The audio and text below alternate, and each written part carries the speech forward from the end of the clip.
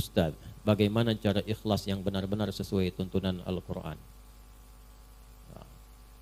Ya, kita keluarkan surat Al-Ikhlas. Betul gak? Cara ikhlas sesuai tuntunan Al-Quran, keluarkan surat Al-Ikhlas. Ya sudah. Apa itu ikhlas? Itu dulu cara ngajinya. Apa itu ikhlas? Apa itu ikhlas? Tulus. Apa itu tulus? Ikhlas. Ya. Saya tulis ini ya. Baik. Dari belakang kelihatan ini? Oh, bagus. Saya tuh suka kagum ya. Kagum dimanapun berada. Bukan hanya di sini. Kalau saya bertanya kepada yang paling belakang, itu selalu kelihatan. Padahal belum saya tulis.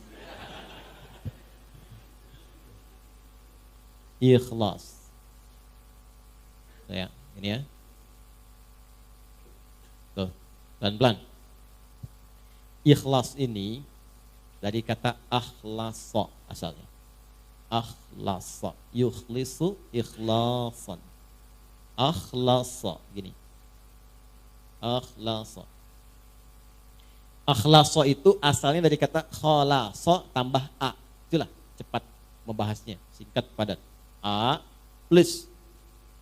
Ya, ini kan awalan ini a nih, tambahannya. Plus khalasa.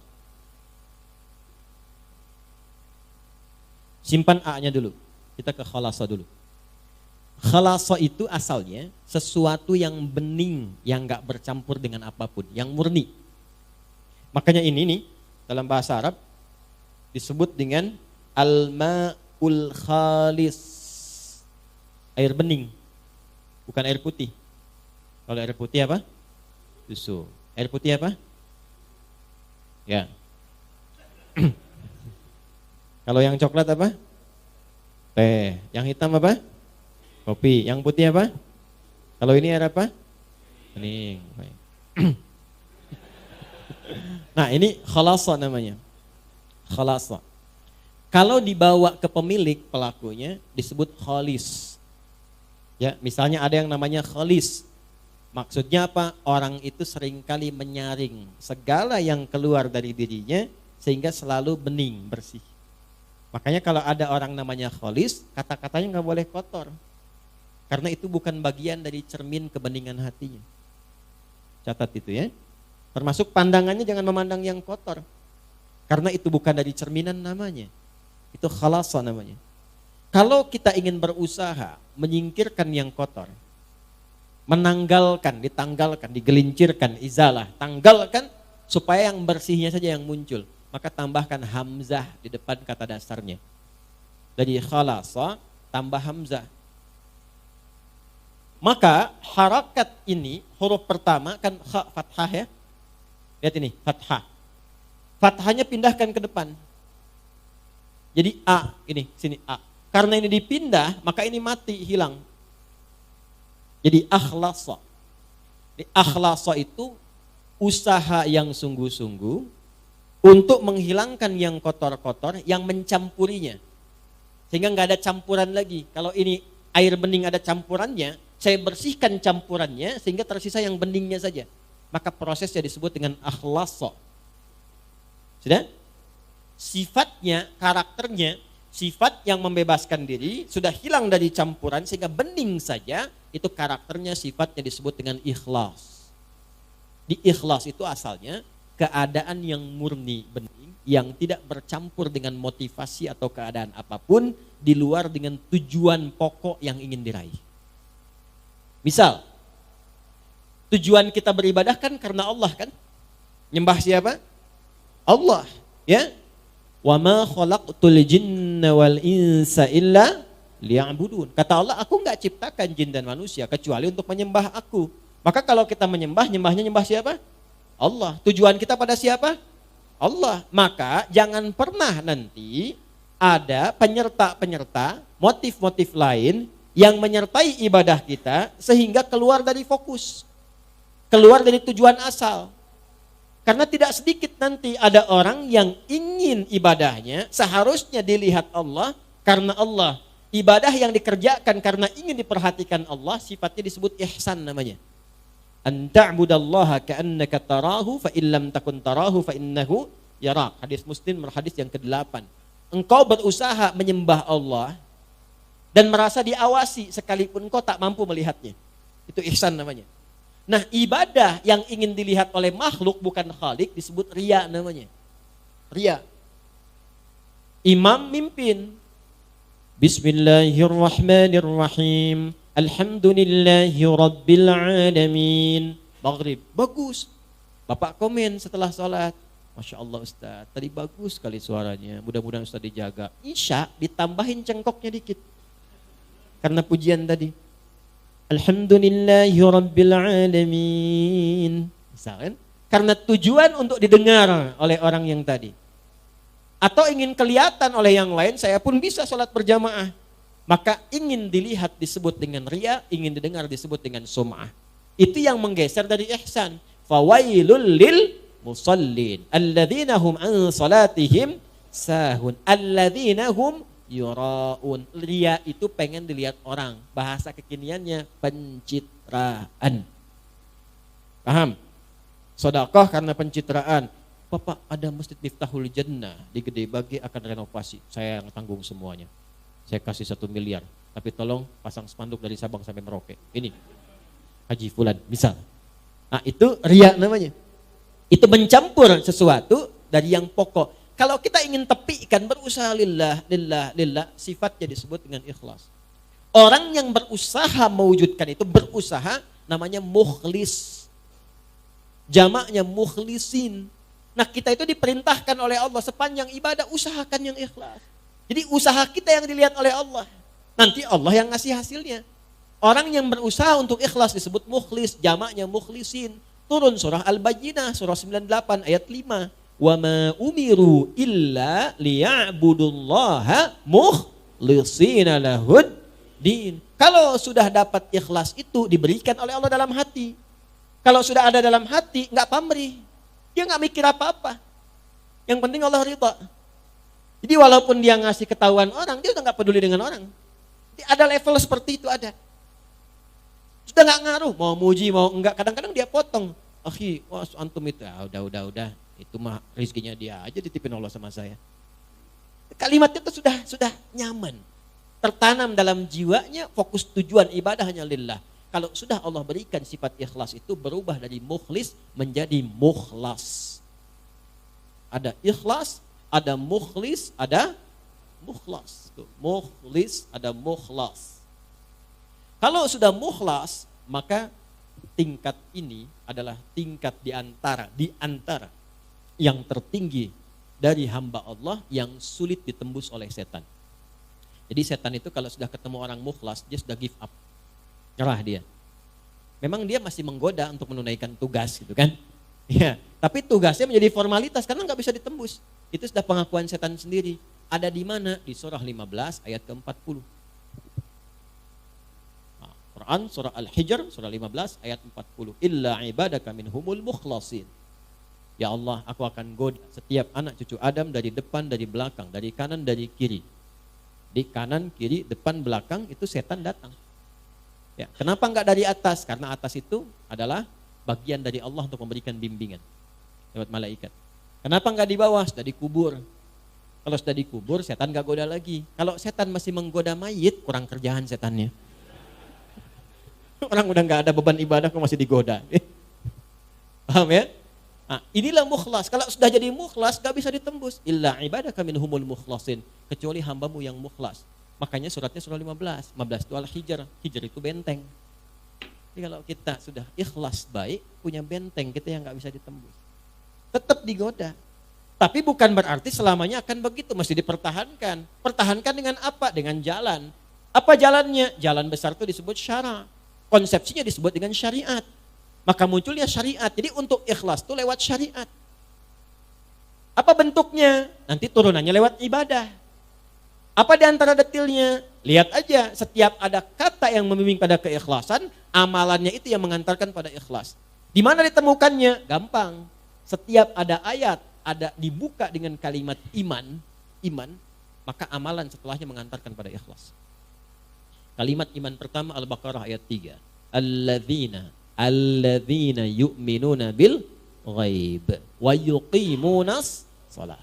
Tuh, kalau kita melatih salat dengan baik, dapat ikhlas. Jangan cukupkan pada yang fardu. Karena yang tidak pengen banyak ikhlas pun 5 waktu juga. Kalau pengen dapat itu menjadi mukhlas, maka latihan, tambah sunnahnya, tahajud bangun. Gak apa-apa, malam pertama itu gak apa-apa, 2 rakaat juga gak ada masalah. Nanti setelah menikmati itu akan tambah, 4, witirnya baru 1, sampai nanti 10, witirnya 1, 11. Ada yang makin enak, makin nikmat jadi 2, 3, ada yang 39. Itu masing-masing mendapatkan kenyamanannya. Nanti setelah itu tiba-tiba paginya udah syuruk dia, dapat duha lagi pertengahan, duha akhir, rawatibnya. Kalau udah terbiasa dengan sholat sunnah, itu suasana hatinya akan beda. Makanya amalnya pun akan lain. Itu sholat tuh, itu baru sholat. Tuh, kaget kan? Dan kalau sudah sholatnya bagus itu nanti akan ada pancaran. Di antara pancarannya sudah bisa gemar berbagi tuh. Kalau sholatnya sudah bagus, nggak harus dengan harta, jangan selalu diartikan dengan harta. Berbagi perhatian, berbagi ilmu, berbagi petunjuk pada kebaikan. Makanya setelah sholat, lanjutannya infak. Wa mimma razaqnahum yunfiqun. Infak pun masih latihan juga. Jadi begitu Anda banyak memberi, berbagi, bukan memberi ya, berbagi. Maaf ya, dibagikan. Kenapa dibagikan? Karena Allah titipkan. Jadi yang dibagi itu titipan Allah, bukan punya Anda, bukan punya saya. Mumpung Anda yang dititipi, cepat ditunaikan. Sebelum itu dicabut, dititipkan pada yang lain. Itu cara bacanya. Dari mana taunya bahwa itu bagian orang lain bukan kita? Maka lihat kebutuhan kita itu seperti apa dalam sebulan. Ada anak, ada istri, kan? Atau sebaliknya istri, ada suami, ada anak. Ada siapa lagi? Bagaimana kebutuhan sebulannya? Berapa banyak yang dibutuhkan? Keluarkan dulu, simpan dulu. Lalu setelah itu, kalau kita sebut bagian dari kelebihan, apa rencana-rencana masa depan yang paling dekat? Atau yang jauh, itu yang kita sebut dengan tabungan. Kalau sudah terpenuhi itu, lebih dari itu hak orang lain yang Allah titipkan lewat kita. Nanti disebutnya infak. Infak itu banyak nanti. Kan infak pertama untuk keluarga. An-Nisa ayat 34. Infak kedua untuk kerabat terdekat nanti. Seperti orang tua. Orang tua itu bukan dizakati, tapi diinfaki. Dalilnya mana? Al-Baqarah ayat 215. Yas'alunaka madza yunfiqun. Mereka bertanya padamu Muhammad sallallahu alaihi wasallam, apa yang harus diinfakkan?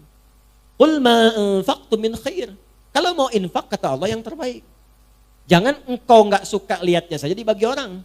Itu ada di Al-Baqarah ayat 267 sampai 269. Wala tayammamul khabitha minhu tunfiquna walastum biakhidhihi illa an tughmidu fi. Jangan kasih orang benda yang kamu lihat saja sudah enggak suka. Ya, jangan masukin kotak infak. Keadaan uang yang Anda lihat aja udah enggak suka. Ini lecek, di bank aja enggak diterima, masukin aja kotak infak tuh. Misalnya. Nah, jangan seperti itu. Itu langsung dapat penolakan dari Allah. Kalau sudah ada yang terbaik, yang bagus, maka kepada siapa diberikan? Lil walidain, orang tua. Orang tua tuh memang enggak pernah minta di lisannya. Tipikalnya begitu.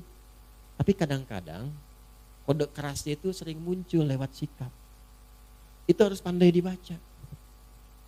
Alhamdulillah. Nah, mama cekap teh jagong oge ya. Oh, berarti kemarin makan jagung. Segera kirimkan berasnya. Ya, oh pengen mangga. Tadi ngalangkung ke Kosambi. Ini rawas pisan ketinggalnya. Cepat ke Kosambi. Apa yang disebutkan cari. Kalau memang bisa didapatkan. Kalau ada kelebihan harta yang Allah titipkan. Orang tua 9 bulan lebih 10 hari dikandung. Dirawat-rawat, diberikan ASI. Kalaupun Anda sukses kata Allah, jangan bangga dulu. Bukan karena kerja keras Anda. Mungkin itu tangisan ibu Anda yang sering berdoa kepada Allah. Minta anaknya jangan seperti saya ya Allah. Mungkin itu keluh keringat ayah Anda. Yang dulunya ke sawah, serabutan. Minta sama Allah, ya Allah tinggikan derajat anak saya. Jadikan dia lebih nyaman. Gak apa-apa saya begini ya Allah, yang penting anak saya nyaman tidurnya. Kuliahnya tinggikan, sekolahnya tinggikan, berikan derajatnya. Makanya ketika Anda tumbuh dan sukses, bahkan sukses, itu yang pertama diminta oleh Allah dan diperintahkan berdoa mensyukuri itu dengan mengarahkan doa pada orang tua. Qala rabbi auzi'ni an ashkura ni'mataka allati an'amta wa ala walidayya. Itu ada di Quran surah 46 ayat ke-15. Kalau Anda merasa udah usia 40 tahun bahkan udah sukses, udah hebat, jangan membanggakan usaha Anda, kata Allah. Mungkin itu saham terbesarnya adalah amalan orang tua Anda. Maka dari itu, kalau belum mampu memberikan sesuatu yang, ya, kalau membalas itu nggak mungkin. Yang bisa dilakukan adalah memberikan kasih yang sekiranya mendekati apa yang bisa dilakukan. Ada seorang anak mengatakan pada orang tuanya, setelah dia memberikan bakti luar biasa. Ya, jadi dia, ini kisah nyata. Saya tuh dulu waktu 90-an tuh masih banyak buku-buku bagus tuh. Sekarang tuh sudah nggak banyak maknanya gitu ya. Semua dicetak aja gitu. Ya, dulu tuh berkualitas buku-buku, banyak kisah-kisah orang soleh, 40 kisah orang-orang soleh, banyak sekali. Ada seorang ayah sakit, dirawat oleh anaknya, sampai luar biasa maksimal. Disuapin seperti diperlakukan ayahnya itu, seperti diperlakukan saat ia kecil. Ya, ke toilet, diantarkan, dibersihkan kotorannya, macam-macam lah. Sampai satu kali anaknya komen, "Alhamdulillah ayah, aku telah bisa membalas jasa-jasa ayah, perawatan seperti ayah telah merawat saya waktu kecil." Apa jawab ayahnya? Tidak, nak, belum sampai kamu kepada level itu. Kenapa ya? Karena aku merawat kamu dulu supaya kamu hidup. Sedangkan engkau merawat saya sekarang untuk mengantarkan pada kematianku. Ya. Makanya nggak akan bisa, balas orang tua tuh nggak akan bisa. Kalau nggak bisa balas, minimal bahagiakan, jangan sakiti lah. Kalau nggak bisa ngasih, minimal jangan sakiti. Wala taqul lahuma uffin. Kata aja udah nggak boleh, bentak nggak boleh. Sudah dikandung merat, gak pernah dilepas, dikasih ASI, dirawat-rawat, disayang-sayang, dicium, dipeluk, bangun malam, bangun, capek, lelah. Udah dewasa bentak-bentak, ente siapa? Gak malu Anda sama Allah tuh. Di belakang keluh kesah, ada yang tega menggibahkan ibu bapaknya. Ya, ada yang tega memaksa memberikan warisan, ada yang mempolisikan bapak ibunya. Anak kurang luar biasa itu ya. Saya gak punya kata-kata untuk melukiskan itu tuh. Kita doain supaya dilembutkan hatinya, balik, tobat, baik. Ya, saya nggak pernah mengajarkan untuk berbuat yang kotor. Ya, saya nggak pernah mengajarkan untuk mencela orang. Minimal kita doakan. Kalau ada orang mengaku belajar dengan saya, mencela orang ini itu, saya tidak mengakui itu belajar. Ya, kita itu belajar untuk memperbaiki diri. Sebelum memperbaiki orang lain, perbaiki diri pribadi. Jadi itu gambarannya ya, gambaran keikhlasan itu pancarannya adalah amal soleh. Latihannya lewat apa? Lewat amal-amal yang Allah berikan kepada kita. Di salat, infak, ya, lil walidain. Setelah orang tua siapa? Wal aqrabin, kerabat dekat. Nah, jangan sampai Anda infak jauh-jauh keluar sana, ternyata anak kakak sendiri kurang perhatian. Anak bibi masih harus disantuni. Dilihat. Wal yatama, anak yatim. Wal masakin, orang miskin, wabnis sabil, orang yang kesulitan dalam perjalanan. Nah, perjalanan itu macam-macam.